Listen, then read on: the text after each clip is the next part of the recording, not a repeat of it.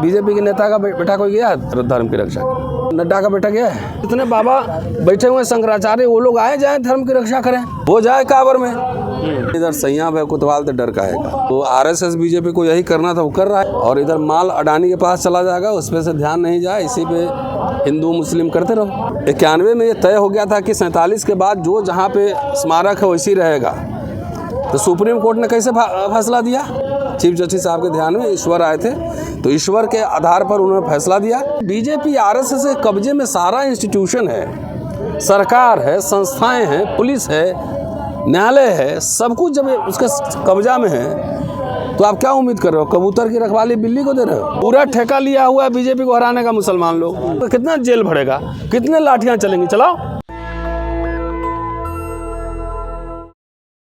Sir, अभी संभल का मामला शांत नहीं हुआ था, अजमेर पे दावा कर दिया और जो वहाँ का कोर्ट है उसने याचिका को मंजूर भी कर लिया, जो दरगाह है अजमेर में। क्या कहना चाहते हैं? क्या कहना है इसमें? कहावत है हमारे इधर सैया भाई कोतवाल तो डर का है। तो आरएसएस बीजेपी को यही करना था वो कर रहा है ईमानदारी से।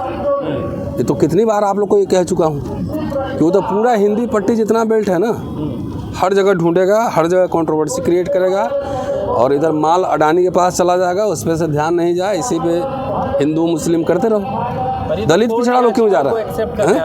क्या कोर्ट एक्सेप्ट कर रहा है ना याचिका को? भाई तो ये तो बखेड़ा पूरा सुप्रीम कोर्ट से ही खड़ा किया हुआ है ना, कि जब 91 में ये तय हो गया था कि 47 के बाद जो जहाँ पे स्मारक है वैसी रहेगा। तो सुप्रीम कोर्ट ने कैसे फैसला दिया? भावनाओं पर। ईश्वर आए थे उनके ध्यान में, चीफ जस्टिस साहब के ध्यान में ईश्वर आए थे, तो ईश्वर के आधार पर उन्होंने फैसला दिया, अब मंदिर बनवा दिया वहाँ पे। तो संविधान की संविधान से थोड़ी उनका आर्गूमेंट आया, ईश्वर से आया। तो जब बीजेपी आरएसएस के कब्जे में सारा इंस्टीट्यूशन है, सरकार है, संस्थाएं हैं, पुलिस है, न्यायालय है, सब कुछ जब उसके कब्जा में है तो आप क्या उम्मीद कर रहे हो? कबूतर की रखवाली बिल्ली को दे रहे हो? आप उम्मीद कर रहे हो कि हिंदू मुसलमान आप मंदिर मस्जिद नहीं होगा? होगा। सवाल हमारा उनसे नहीं है, सवाल हमारा अपोजिशन पार्टी से, कि जो मुसलमानों का वोट लेता है, जो मुसलमानों का नेता होने का दावा कर रहा है, वो कहाँ पे है? इसमें कोई आंदोलन आपने देखा है? किसी मुद्दे पे कोई आंदोलन देखा है? सब खाली ट्विटर फेसबुक पे 4 लाइन लिख के समझता है कि हमारी जिम्मेदारी खत्म हो गई, और मियाँ जी ले जाएंगे कहाँ? वोट तो देना ही है हमें, वोट तो देना ही है ना। पूरा ठेका लिया हुआ है बीजेपी को हराने का मुसलमान लोग। कुछ दलित और कुछ पिछड़े नेता जो है उनकी पालकी हो रहे हैं। इंडियन रिपब्लिक पे अटैक है, एक तरह से कॉन्स्टिट्यूशन पे अटैक हो रहा है, और दलित पिछड़े नेता कुछ उनकी पालकी हो रहे हैं। तो इस सवाल अपने नेताओं पे दबाव बनाओ कि वो क्यों नहीं पोजिशनिंग कर रहा है, क्यों नहीं बोल रहा है, क्यों नहीं आंदोलन कर रहा है, कितने होंगे, कितना जेल भरेगा, कितने लाठियां चलेंगी? चलाओ, कितने जेल भरोगे? पर ये जो दिखाया जा रहा है कि मुसलमानों की दरगाह या मस्जिद, क्या सिर्फ मुसलमानों का नुकसान है? इसके पीछे की बड़ी साजिश है। ऐसा है, मुसलमान तो एक वस्तु बन गया है ना, एक कॉमोडिटी, पॉलिटिकल कॉमोडिटी बन गया है। मुसलमान को दिखा के भाई हिंदू धर्म की रक्षा करनी है, तो दलित पिछड़े भी पालकिट हो रहे हैं उसमें।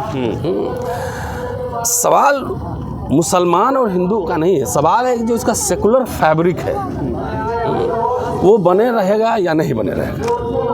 और ख़ास तौर से मैं बार बार ये दलित समुदाय पिछड़ों से अपील करता हूँ कि बच्चा दलित, अच्छा एक बात बताओ, वो आंदोलन हो रहा है, बीजेपी के नेता का बेटा कोई गया धर्म की रक्षा?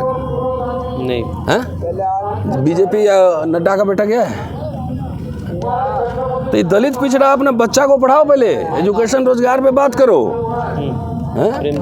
ये धर्म की रक्षा जिनको करना है करना दो। जितने बाबा बैठे हुए शंकराचार्य, वो लोग आए जाए धर्म की रक्षा करें, वो जाए काबर में। भाई तुम्हारा तो नौकरी रोजगार सब खत्म हो रहा है ना भाई। ऐसे तो पूरा देश खुदने लगेगा अगर दरगाह तक जो हजारों साल पुरानी, इसीलिए मैं कह रहा हूँ ना, वो तो वो करेगा ही करेगा। अगर उसको संविधान नष्ट करना है तो ईमानदारी से करेगा वो। भाई आरएस हिस्ट्री पढ़ो ना उसका, समझो। कहने लगे कि इन मंदिरों के नीचे मस्जिद है, फिर क्या होगा? नहीं, कौन कल को अगर मुसलमान कहने लगे इन मंदिरों का, अभी मुसलमान डरा हुआ है, अभी हिम्मत इतनी नहीं है कहने की। मैं ये कह रहा हूँ खुदाई करो तो जरा तबीयत से खुदाई कर लो, थोड़ा और डीप नीचे जाओ, फावड़ा मारो, जोर से मारोगे नीचे बुध विहार निकलेगा।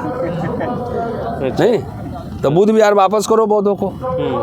बनते वो लोग तो शांत बैठे हैं, डर गए, एक याचिका डाली थी, करे 1 लाख कहाँ से देंगे, नहीं तो 1 लाख का जुर्माना लग गया था उन्हें। अरे बहुत काम कहाँ करता है लोग, हाँ। 1 लाख क्या पैसे चंदा नहीं मिल रहा है। तो ऐसे ही कोर्ट को देते रहे फिर हर याचिका में। आंदोलन करो ना, हम तो कोर्ट में नहीं जाते हैं, हाँ। हम तो जानते हैं सरकार कैसे दबाव में आएगी। भाई सरकार को झुकाए भी ना, आपने देखा ना रोस्टर का आंदोलन चलाए थे हम लोग, तो सरकार न्यायालय में जाने का मतलब है कि मुद्दा जो है ना आप डाइल्यूट कर दिए, खत्म मामला। न्यायालय में ये पॉलिटिकल बैटल है और पॉलिटिकल बैटल को पॉलिटिकली ही लड़ा जाता है, ये सड़कों पे लड़ा जाता है, जन आंदोलनों से लड़ा जाता है। तो पब्लिक का ट्रेनिंग कैसे होगा?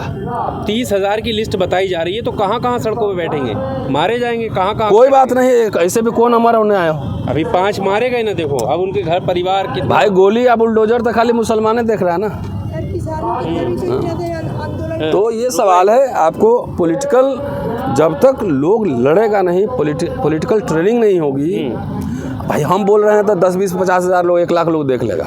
लीडर बोलता है तो जनता पे उसका एक इम्पैक्ट पड़ता है। खाली मुसलमान वोट देने के लिए, मुसलमानों ने हिंदुओं को नेता माना ना, मुसलमान को नहीं माना नेता। तो उनकी रक्षा हो, उनकी सुरक्षा हो, ये काम हिंदू नेताओं की जिम्मेदारी है। शुक्रिया, थैंक यू। नेशनल दस्तक की आपसे गुजारिश है कि अगर इसको बचाना चाहते हैं तो नेशनल दस्तक को सब्सक्राइब करने के लिए रेड कलर के सब्सक्राइब बटन को दबाएं, फिर बेल आइकन की घंटी दबाएं।